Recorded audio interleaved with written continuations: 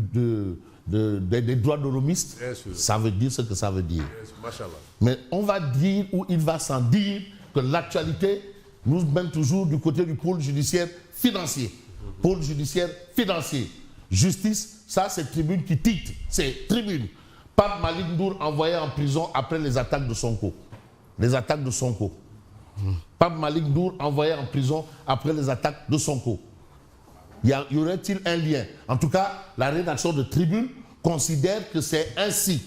Ainsi, le recours introduit par le parquet délibérément, là aussi on est dans un acte assez particulier, pour ne pas dire bizarre, ou une bizarrerie, ça dépend de tout un chacun. Vous savez, les lexiques dépendent des personnes aussi, voilà, et du processus de socialisation. Le recours introduit par le parquet délibérément, caché aux avocats du coordonnateur de la CCR, la Cour suprême interpellée. De toutes les façons, il y a toujours une juridiction qui devra intervenir, qui doit intervenir en tous les cas. L'APR dénonce un acharnement judiciaire. L'APR dénonce un acharnement judiciaire. Ça, ce sont les informations de Tribune. Mais vous avez Yorodia, qui a les beaux jours de la presse. Hein? Oui, Yorodia. Et Yorodia, quand même, qui porte le manteau de celui qui nous a révélé exactement qui était Cheikhou Charifou. Il est allé sur les lieux. Il me doit un appel. Voilà. Il avait promis de m'appeler hier soir, de me rappeler. Il est allé sur les lieux. Et à son retour, on a eu un bel ouvrage aussi, signé Sidi Labidja, Cheikhou Charifou, La fin de la nuit. Voilà. Vous savez, il y avait une manière d'agir, d'interagir, qui a bizarrement changé. Bon, peut-être c'est le monde nouveau. Mais comme on dit, tout nouveau, tout beau. Mais ce n'est pas tout ce qui brille qui est or aussi. Alors, le seul problème du pays, c'est Ousmane Sonko. Ça, c'est l'avis de Yorodia. Yorodia qui se prononce sur la sortie du leader de PASTEF contre la justice. Mais Yorodia dit que le seul problème du pays, c'est Ousmane Sonko. En tout cas, vous avez pour refus d'accès à l'information, l'ex-juge Ibrahima Hamidou Dem annonce des plaintes contre le Premier ministre. Encore le Premier ministre. Et le ministre des Finances. Ah, un élément nouveau s'ajoute. Et le ministre des Finances, ça c'est Ibrahima Hamidou Dem. Vous avez campagne de diffamation visant leur guide religieux. Là maintenant, on entre dans un domaine privé. Pas privé, dans un domaine conservé. Voilà, un temple. Campagne de diffamation visant leur guide religieux. J'ai toujours évoqué un point. Vous savez, parfois vous parlez et les gens... Parfois, ils veulent faire de l'équilibrisme, de l'intellectualisme et autres. Mais je n'aurais jamais imaginé voir un Sénégalais bon teint insulter un guide religieux. Guide religieux. Bon, tout ça, on est, comme vous avez dit tantôt, nous sommes obligés de collaborer avec ces gens-là. Malheureusement, bon an, malin. C'est dur, mais vraiment, que pouvons-nous? En tout cas, le collectif Ndiabotou, Serigne Moustapha Sy Al-Amin met en garde le PASTEF. Là aussi, c'est Ousmane Sonko parce que c'est le patron de PASTEF. Met en garde le PASTEF. Le collectif s'est attaqué frontalement à un parti politique appelé PASTEF les Patriotes. Frontalement. N'a pas usé de la lame de bois. N'est pas allé du dos de la cuillère. Frontalement. Donc le fait est là. Si l'autorité judiciaire ne prend pas ses responsabilités, parce que c'est la loi qui est au-dessus de tout le monde. Bon, parfois, certains théorisent des choses pour dire que la politique est au-dessus de la loi. Allez-y comprendre les lois d'amnistie. Bon, je reviens. Et je dis, si l'autorité judiciaire ne prend pas ses responsabilités, nous, ses disciples, prendrons les nôtres. Attention. Ça sent une réaction. Ça c'est l'autorité judiciaire, pour moi, est dépassée. C'est le président de la République. Directement. C'est l'avis de Thierno Mandou Aïdelo, monsieur le président. Le gardien de la Constitution. Ouais. Et garant de la paix. De la paix. Le gardien de la Constitution. Oui. Alors, la jeunesse de la ville sainte de Tivaouane déclare des gens quand même persona non grata. Ça veut dire que nous sommes quand même à une certaine dimension, à un certain niveau de colère. Déclarer persona non grata. Et demander au président ou à la justice de prendre ses responsabilités. Voilà. Donc voilà un fait. L'autre fait dans la tribune, c'est justement la baisse du prix à la pompe. Mais dans quel intérêt? C'est bien, il faut baisser.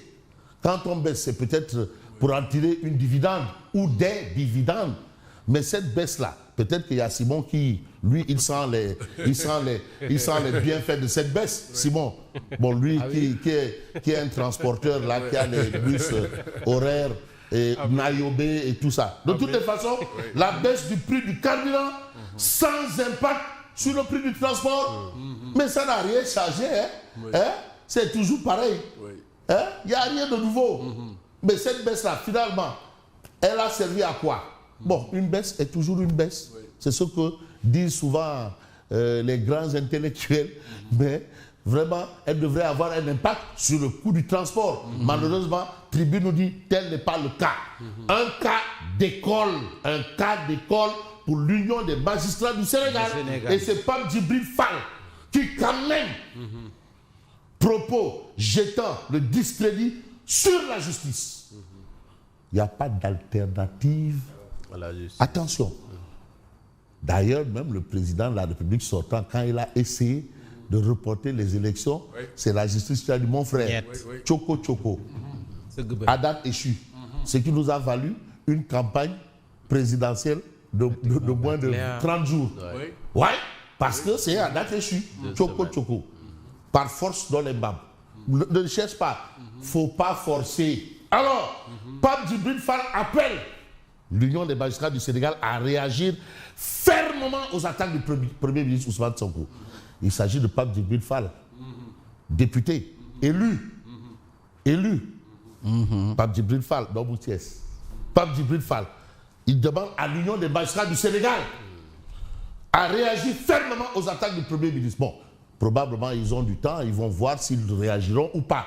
Mais on retient quand même qu'il y a eu une attaque d'un certain Moustapha Diakhaté, mais qui a suscité du tic-au-tac. Attaque, réaction du tic-au-tac. Moins que ce qu'a dit Ousmane Sonko, l'UMS a réagi. Ah bon? Ah voilà. Simon vous dit que moins que ce qu'a dit Ousmane Sonko, l'UMS a réagi. Mais il y a eu une attaque et l'UMS a réagi du tic-au-tac. Permettez-moi la rime suivie, pas croisée. Alors, nous, on ne va pas croiser le fer. On va voir l'observateur L'Obs qui nous amène Oumar Sarr Dagana, qui est quand même maire depuis 1996. 1996, Dagana. Oui, l'acte 2. Depuis l'acte 2. Voilà. Entretien avec le coordonnateur du front de l'opposition. Le réquisitoire sévère d'Oumar Sarr contre le régime. Donc Oumar Sarr, lui, il tourne à plein régime. À plein régime. Nous allons vers la catastrophe. Ah, je ne sais pas, peut-être que Oumar Sarr, il fait du listihar ou pas, ou s'il y a des gens qui ne se retrouvent pas ou qui ne se reconnaissent pas à cette déclaration de Oumar Sarr, il y en a, ou il y en a qui se retrouveront ou se reconnaîtront. De toutes les façons, c'est quand même quelqu'un qui en sait sur la gestion des affaires publiques. Il a occupé quand même des fonctions qui lui permettent quand même d'avoir une lecture.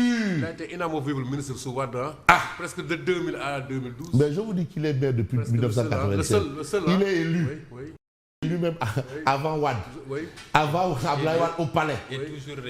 Et toujours réélu. Je crois que c'est le seul à être ministre dans les gouvernements de Wade. De oui. 2000 à 2012. Et je rappelle qu'en 1996 aussi, il y avait une autre localité. C'était Thiaroye-sur-Mer avec Daoud Ndiaye. Mais Parcelles Assainies. Parcelles Assainies. Oui, Parcelles avait été remportée, je crois, par le PDS en 1996. Ah bon? Parcelles. Tété Diédhiou. Tété Diédhiou, PDS. Bon, après, on va vérifier. Mais je non, crois il faut vérifier. Que Parcelles. Je crois que Parcelles, c'est après. C'est après. Après. Oui, après. Mais Ziguinchor a démarré. Une localité de Ziguinchor qui a démarré. Bien sûr.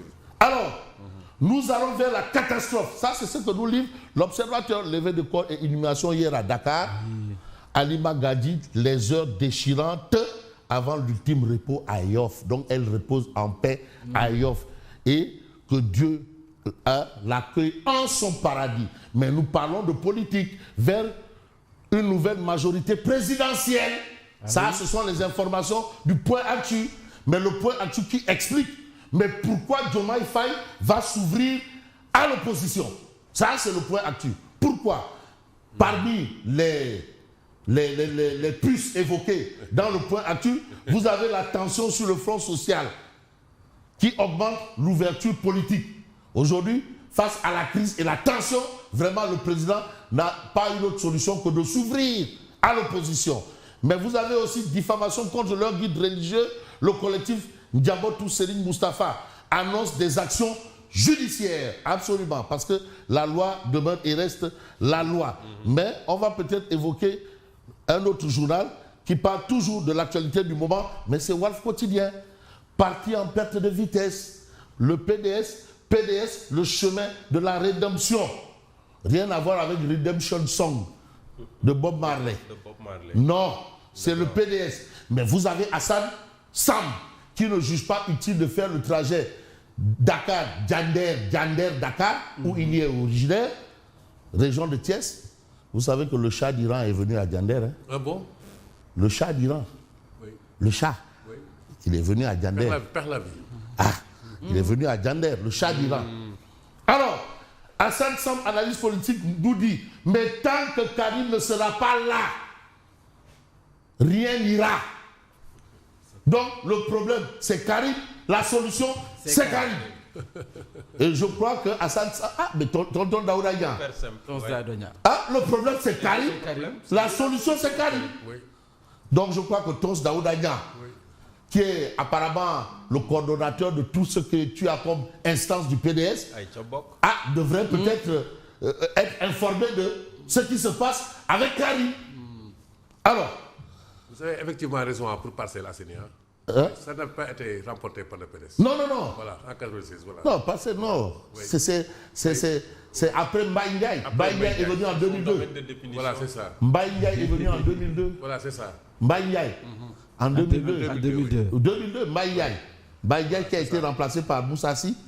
Parce que Mbaye Ndiaye, bon, c'était l'effet, son choix pour Macky Sall. Moussassi, amendement, oui. Amendement. D'ailleurs, c'est l'amendement Moussassi qui a amené Mbaye Ndiaye. Bon, vous avez politique push au Parti Socialiste. Voilà la situation. Ali Oundoy, Serigne Baïcham, même Moustapha et compagnie veulent tourner la page Aminata Mbengue. Donc ça bouge dans tous les sens. Mais au sens propre comme au sens figuré, vous avez Odia, Moussa Boukar, Seydou Gueye, et vous avez ici Pape Malik Ndour emmené en prison. Et vous avez ici Thérèse Faye au banc de touche. Et vous avez Abdoumbo, eux qui sont mains croisées, pieds croisés. Et vous avez la CAF et la FIFA. C'est un peu pour évoquer la situation du moment, avec quand même les sanctions qui sont tombées et la main lourde sur le Sénégal. Et l'interrogation d'ailleurs par rapport à ces sanctions, mais est l'arbitre dans tout ça. Merci et bonne continuation. Merci à vous Fabrice Nguema, 7 heures exactement.